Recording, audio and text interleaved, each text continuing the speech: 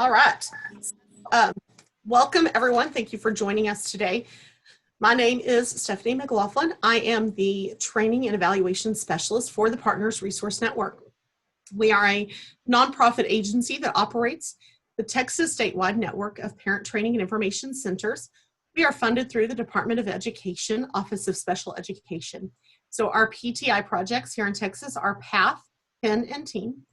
And at Partners Resource Network, we strive to empower and support our Texas families and individuals that have been impacted by disabilities or special healthcare needs. So again, thank you for joining us.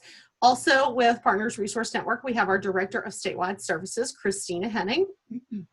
We have our Support Specialist, Chelsea Rivas.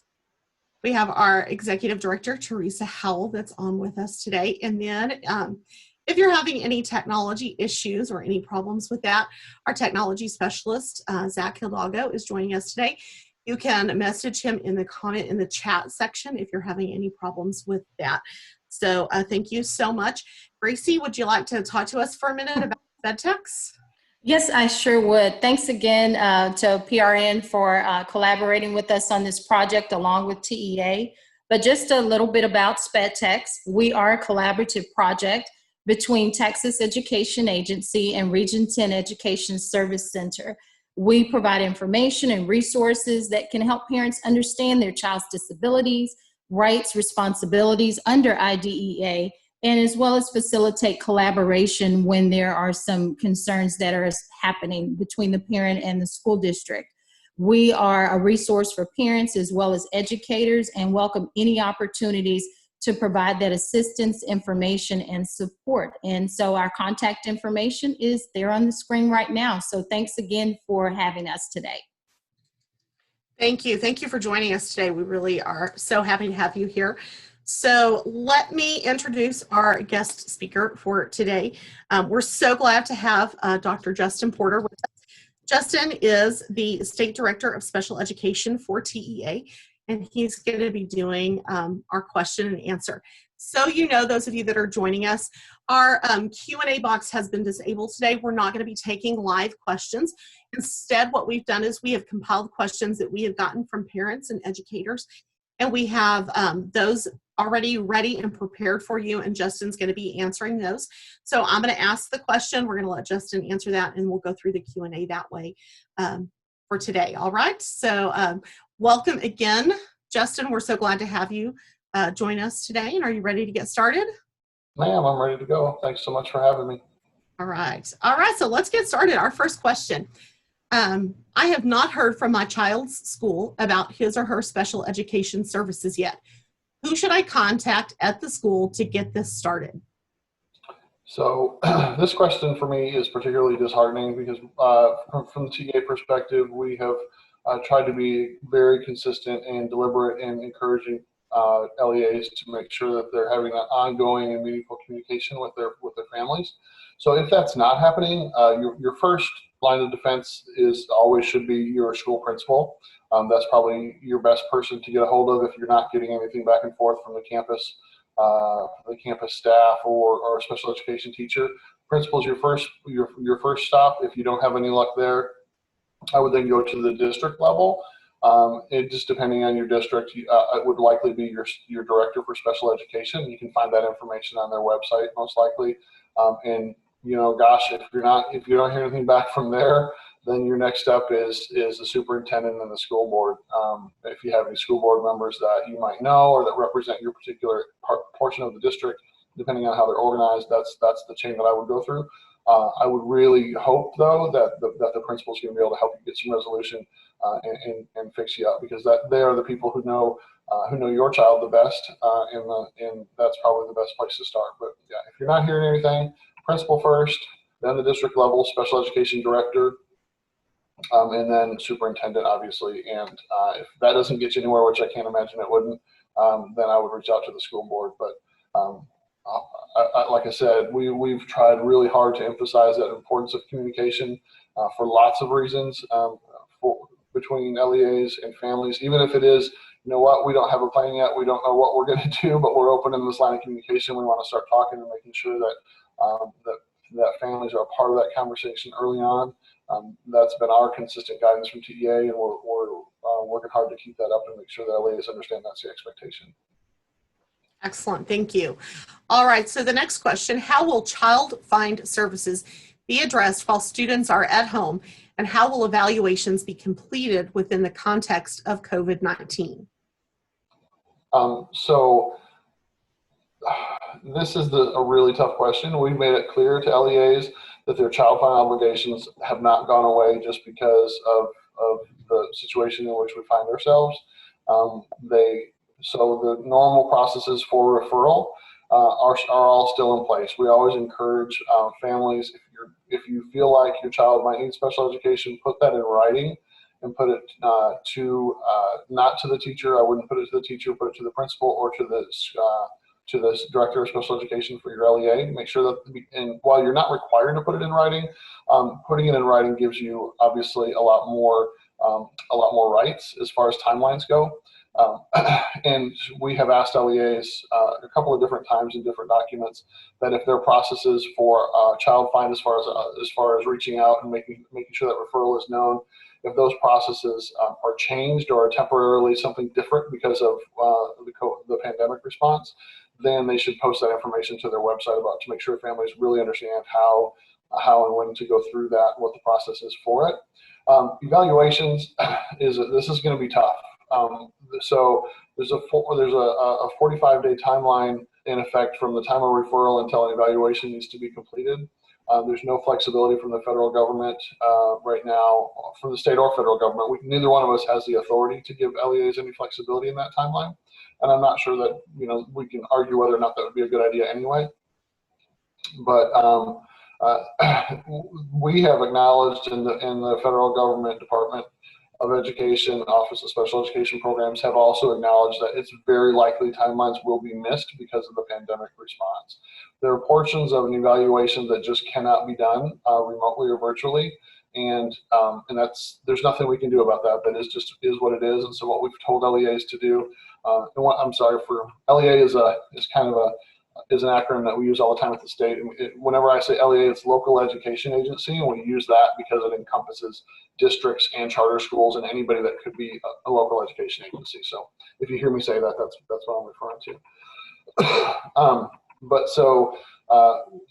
The other piece of it, we've told LEAs, we acknowledge that this is likely going to be the case. There's pieces of evaluation that can't be done remotely or virtually, but they really should be communicating with families about that and letting them know this is what we're going to do, everything we can do up to this point, and then here are the things that we're going to have to wait until we get back to school to do, and having those communications with families. They're going to have to report that as non-compliance because they are outside of compliance with federal and state law around that. But again, TEA and the Department of Education, Office for Special Education Programs have acknowledged that we know that that's unavoidable at this time. So there's not a way to let people out of the law. We wouldn't probably want to let them out of the law anyway, but we're saying that we know that that compliance with these timelines is going to be very difficult at this time. So we ask them to just make sure that they're communicating with families and documenting everything that they've done to attempt to meet that timeline. Excellent, thank you so much. So the next question, how will schools be providing, or will schools be providing, extended school year services virtually this summer? So the whole question about extended school year or in summer school in general is sort of up in the air still. We've asked the governor's office for some clarification, and our legal team is also working on it as to whether or not, because the governor's proclamation closed schools for the remainder of the school year, it didn't hit on summers, as to whether or not there will be an opportunity for schools to come back to brick and mortar some way, shape, or form during the summer. And so we're sort of all on a hold about that right now until we get that figured out. So virtual ESY or virtual summer school is absolutely a possibility. It's also a possibility that we'll be able to bring limited groups of kids back into school. So we just don't know what that's going to be yet. At TEA, we're working on some guidance for LEAs around how to think about extended school year services in this current unique situation that we find ourselves, as well as compensatory services or additional services that might be necessary to help get kids caught back up to where they would be And as we create that guidance, we're also working on sort of a parent companion to that would help parents to understand sort of what districts are being told, what schools are being told to do from the state level, or guided to do from the state level, and then how they can best interact with that, how they can either what sort of questions they could be asking, or what sort of information they could be prepared to provide to the school as they're making those determinations. So. Excellent, good information. All right, so our district is saying they are not required to provide services to students with disabilities at this time because the school is closed. Are schools allowed to provide enrichment only for students with disabilities, even though students without disabilities are receiving instructions? And then a follow-up, what will the school be required to do about the IEP services not being provided during the closure once school resumes? So that's sort of the $1,000,000 question there. If your school's telling you that they're not required to provide services to students with disabilities at this time, that's just not true. If they're providing virtual instruction to anybody, they are required to meet FAPE requirements for students with disabilities. That's federal law. We've reminded districts of that at least 3 different times in 3 different documents since all of this started. And so if the district is the term that they're using now is closed instructing, which means that the buildings are closed, but they're still maintaining instruction virtually, whether it's online or with packets or whatever they're doing. If they're doing that, they are required to provide special education services to your child. Knowing that those special education services likely are not going to be what they would have been in a brick and mortar setting because of lots of barriers that they're already doing that, but they can't just say they're not required to. The same sort of thing goes into the question about we're only going to provide this group of students with enrichment packets or something like that, but we're giving instruction to everyone else. That's also not allowed. And so if you're hearing those 2 things from your LEA, I would obviously encourage you to first have a communication with the principal and SpEd director and talk to them about your disagreement with that. But if that doesn't get anywhere, I would go ahead and call us, and we'll help you figure out how to file a complaint, because that is absolutely not something that LEAs have the authority or ability to do. They can't not serve kids. If they're serving some kids, they got to serve all kids. And if that all kids includes a group of students with disabilities, they are entitled to FAPE and the provision of the special education services that they're entitled to. I touched on the last part of this just a minute ago around when we talk about additional or compensatory services and ESY and what that's all going to look like. We are just sort of to manage expectations for folks. In some areas of services, there are absolutely a one-to-one correlation between we missed this and so we have to give this. In lots of places, though, that's not the case, because if you think about say a student with a learning disability who receives intervention pull out a couple of times a week, when you pull that child out of general instruction, right, he's missing something. There's something there. And so it might not be in his best interest to pull him out when we get back and give him more of that intervention. It might be, it might not be. Like that's a student by student decision. So I just want to kind of, as we go down this road, y'all are going to hear me say this if I'm asked to come back and talk about this later. You're going to hear me talk about that again. It's not always a one-to-one correlation, and we should manage expectations around that, because that might not be what's in the best interest of the child.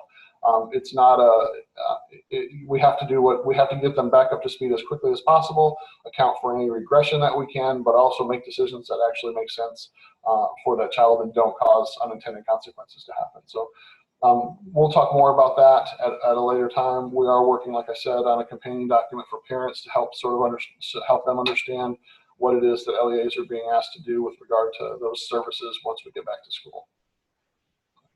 Excellent. All right. So our school is providing schoolwork in packets, but my child with a disability is overwhelmed by the amount of work.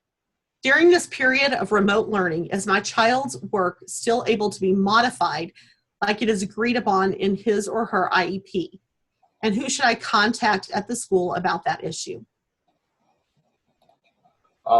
The answer is yes. The work should still be modified. Whatever accommodations or modifications that are part of the child's IEP that can be applied to this new environment should be. Excuse me. And if that's not happening, the chain is still your special education staff at the campus and then the principal. And if you don't get anywhere with that, then it should be the special education director. Hopefully, though, if you're having those communications and those discussions, folks should be understanding that. It is a much different expectation for students to be working 100% independently or with the support of a parent or caregiver than it is to have them working with the support of teachers in a classroom. Like that, it's just a different expectation. And so if that hasn't been taken into account as they've decided how much work they're gonna provide your child, you definitely should have those conversations. I would document when you call and who you call and who you talk to.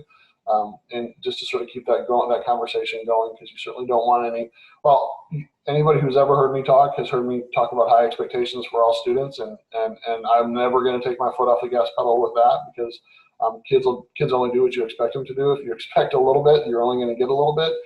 But that's an individual decision, right? There's pushing one child to the edge of what they can do is much different than pushing a different child to the edge of what they can do. And so if that's not being taken into account by the work that you're getting home and the expectation of how it's turned around, you certainly should have that conversation with your school. Excellent, thank you. All right, so my child has an IEP. We moved him to resource classes this year as he requires very small group instruction or even one-on-one instruction. How will the school provide this level of support through an online school setting? So we have the guidance that we've given districts is that they need to make a reasonable effort to implement the IEP as it was written and provide FAPE to that child. If FAPE for that child includes that one-to-one instruction and very small group, that's still possible in a virtual environment.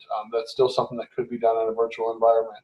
And so I would encourage you, if that's not what's happening, I would encourage you to, again, have that conversation with your school about why couldn't this happen. They still have the same staff on payroll. There's still, actually, there's probably even more flexibility in scheduling now because there's not a million other things to worry about like lunch and PE and art class and all that kind of stuff. So scheduling that one-to-one time actually was probably easier now than it would have been before. That's something that Commissioner Morath has actually come out and said in superintendent's calls, that really we have more flexibility in scheduling those one-to-one times now than we did before. And so advocate strongly for that if that's in your child's IEP, and especially in situations where the district is providing virtual services. If they're not providing any virtual services, as all anybody's getting is packets, that might be a different story.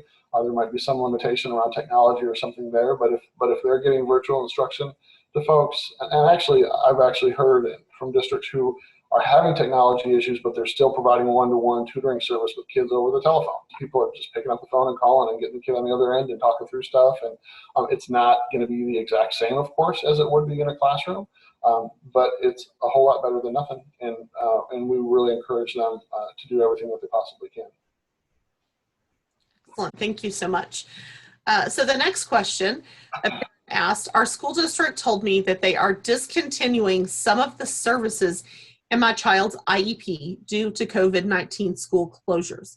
Will these services be available again when schools open? And what is the school district's obligation to make up for the discontinued services once school resumes? Yeah, I probably should have bundled this up with the question earlier, but this one, it's around the same sort of thing. There are absolutely scenarios in which probably the majority of students with IEPs are not able to get everything that's in their IEP. We are in an unprecedented situation, and it's likely that they're not getting everything that's in their IEP. And so we've told districts to make sure that they're A, communicating with families, and B, documenting the difference between what they can do and what they should be doing, so that they have all that information to be part of that decision-making process when we do get back to school of how we're going to address the fact that those services didn't happen. So again, manage expectations around that. It's not always a one-to-one correlation. So folks just need to understand that. And the thing that needs to be at the forefront of everyone's mind in the committee when we're talking to the art committee and parents who are part of that committee, when we're looking at when we're looking at making those determinations is what does this student need to get back on track and towards performing on level with his peers before before, in the quickest amount of time possible? How can we provide some accelerated instruction and really, and that still makes sense for that individual student to get him back to where he needs to be as soon as possible? That's sort of the mindset that we're encouraging folks to have, rather than piecemealing. We didn't get this, we didn't get this, we didn't get this, so we're going to try to find time to provide those things. That may be the direction you go, that may be completely appropriate, but the mindset needs to be around how are we going to get the needs met of this student, account for any regression that's happened, and get them back on track as soon as possible with that heightened sense of urgency once we get back to brick and mortar school. Excellent. All right. Such good information, Justin. Thank you. So parents are being told by the school districts that it is the parents' responsibility to track progress, regression, loss of skills, behavior, things like that during this time of virtual remote learning. What kind of notes or records does TEA advise parents to keep? So we have, we've provided to LEAs some sample progress monitoring and progress reporting documents, some things that they could use during that time, and some ideas around how to approach that progress monitoring. So if they haven't, if they're just telling parents to track progress and they haven't given them any tools, that's worrisome to me. LEAs have access to that stuff from the state, and they really they just should be doing that. So if that hasn't happened, I would make sure that you are again in contact with your principal, your special education staff, your principal, and your special education director, because really that's a support that they should be giving you, along with whatever services they're asking the parents to help facilitate during this time. They should be giving you some sort of idea of how to track progress. I think really anytime anything's included that could be so yes, they should be doing that. If they're not, in the interim, while you're trying to talk to them about getting some more guidance around that, some ideas for things for parents to look for would be anything that you're working on with a child that you think is assessing how well they've acquired a skill. That's the sort of thing that you're going to want to make sure you have your hands on and know where that is. It could be, I don't know, when I think of what's happening in a lot of districts, I know that we're going back to my days in the classroom. So we had teachers that we called ditto queens, and these were folks who just made a lot of dittos, which back in the day were worksheets and papers and giving those to kids all the time. We know that's not a great way to instruct, but it's kind of what we're doing right now in some cases. And so when you have some of that are good examples of what that child is doing and is capable of doing, make sure that you hang on to that. Either hang on to it, snap a picture with your phone, get a file on your phone of all these things so you have those. It could be that simple. Because if you're being asked to turn these things back in, that's why I'm saying snap a picture with your phone. Or if you have if you happen to have access to a printer scanner machine at your house, you could do that, scan them and copy them, so that you sort of have these examples of what the child's able to do for different things. With behavior and things like that, that's more of journaling. So sort of keeping track of if there are target behaviors that we're really working on, how often is the student exhibiting those behaviors? How much time is going in between those behaviors? Is the time between those behaviors getting longer? Is it getting shorter? When those behaviors are exhibited, what else is happening at the time? What's the context that went on? Is his brother irritating the heck out of him, and that's why we had a meltdown? Or what context could there be there? And the more detail, and it's I know that it doesn't fall on deaf ears when folks tell me how difficult this time is for families right now, when we have all kinds of stressors. We have economic stressors, we have family stressors, we have 4 kids in the house. Maybe we have a single parent there who's trying to not only take care of those 4 kids, but address some special requirements of students that might have a disability, and also dealing with economic stress and whatever. I get all of that, and it's very difficult to say that that the folks in those situations are going to be able to keep as detailed a records as they might want to. But whatever you can do to make sure that you're journaling things and keeping examples of work that you think is demonstrative of what your child's capable of doing on a particular skill is going to be helpful. Again, push back on the district though. They should be providing you with some tools around that, some things to help you keep track of that kind of stuff. Excellent. Some great advice. So our next question, the school district notified me that they had an ARD meeting without us. We did not receive notice of the meeting. discontinued all of my child's special education services until school resumes. When I told them that I did not agree with this decision, they stated that they could not have ARD meetings with parents due to COVID-19. Will my child's services resume when schools open? Yes, services will resume when school opens. They can't just take away special education that easily. There's a lot of things about this question that are concerning to me. First of all, our committee meetings can happen virtually. We've said that. It's in writing in several places. The federal government has said that. It's in writing in several places. There are some questions around how do you get signatures, but that's not a reason to not have an ARD meeting. And the fact that someone here is saying that they went forward and had an ARD meeting without notifying the parents, and then it sounds like they haven't even provided them with prior written notice. Those are pretty big problems. And I would initiate a conversation with the principal, and if that doesn't go anywhere with the principal or with the district level staff, then you probably would want to file a complaint. That's a pretty big deal.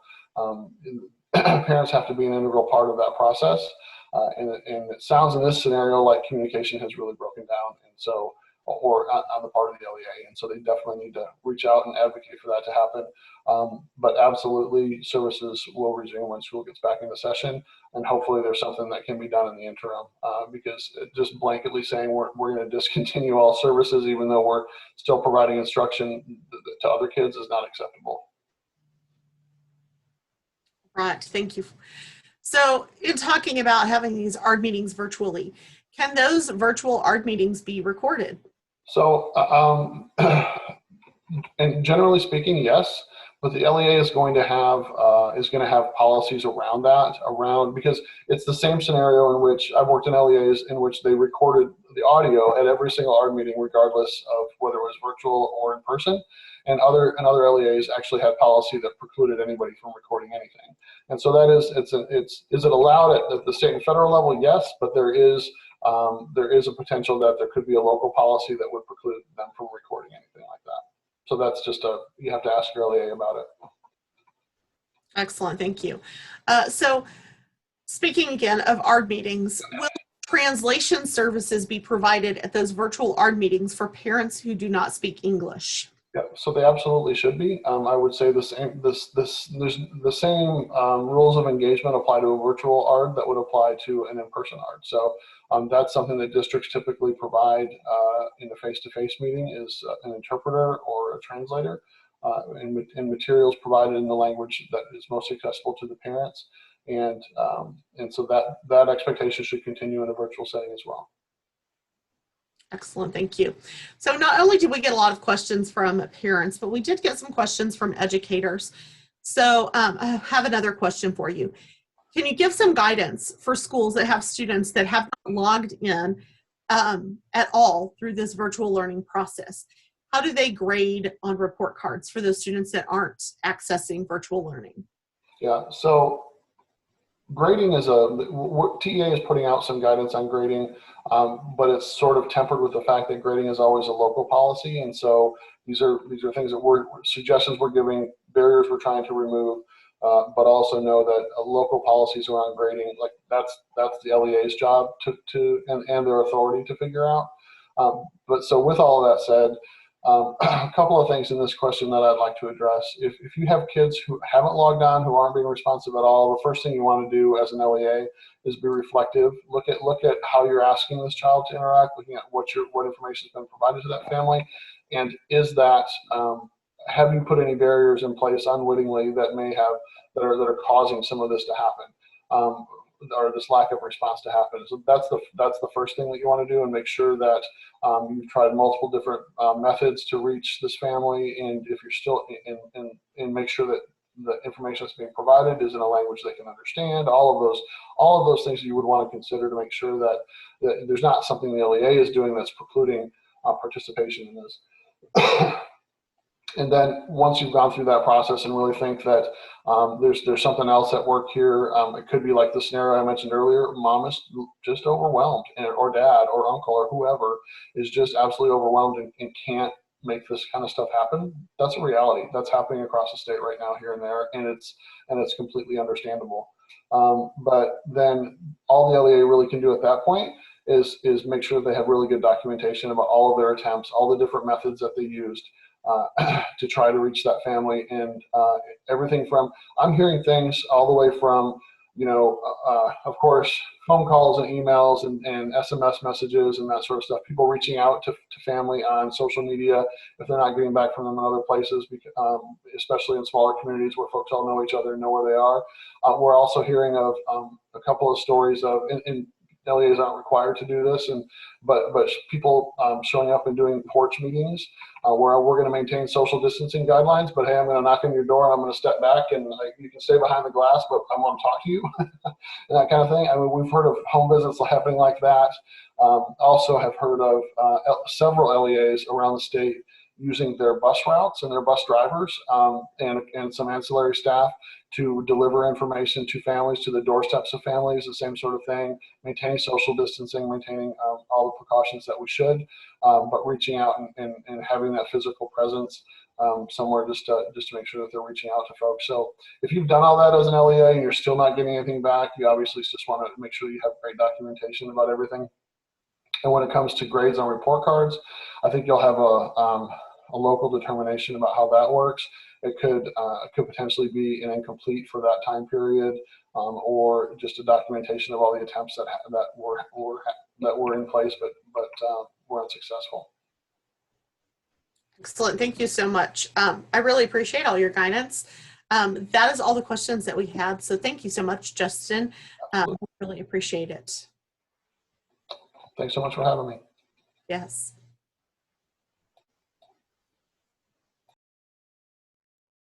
All right. I'm getting there, Stephanie. It's just taking me a minute. There we go. Can you see it on your screen, Steph? Yes, I can. All right. Again, we want to thank everybody for joining us today. I hope you got some great information. I really appreciate Justin's insights and guidance to help us during this time. We do have an upcoming webinar coming up next week on Tuesday, April 28th at 12:15. It's Self-Care for Parents During the COVID-19 Quarantine with Dr. Malvika Bell from West Texas A&M University.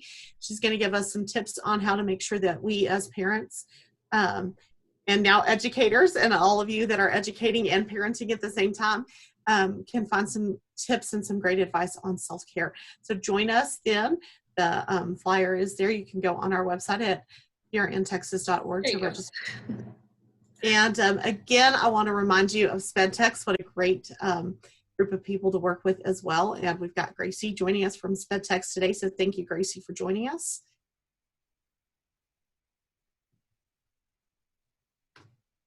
And thank you all again for joining us. We really appreciate it. Gracie, did you have anything else you'd like to say? No, just thanks again, basically, for allowing us to collaborate on this webinar. Thanks to Dr. Porter, again, for all of the great information. Any questions about special education in Texas, parents, please feel free to give us a call at SpEdTech. Thank you. And our information, our contact information is up now. You can reach out to Christina, our Director of Statewide Services, myself, Stephanie, the Training and Evaluation Specialist, our support specialist, Chelsea Rivas. You can also check out our website, prntexas.org, and find us and join us on Facebook. Thank you again so much for joining us. We really appreciate you taking time out of your day to join us and learn what TEA has to say and the guidance that they have for us during this uncertain time.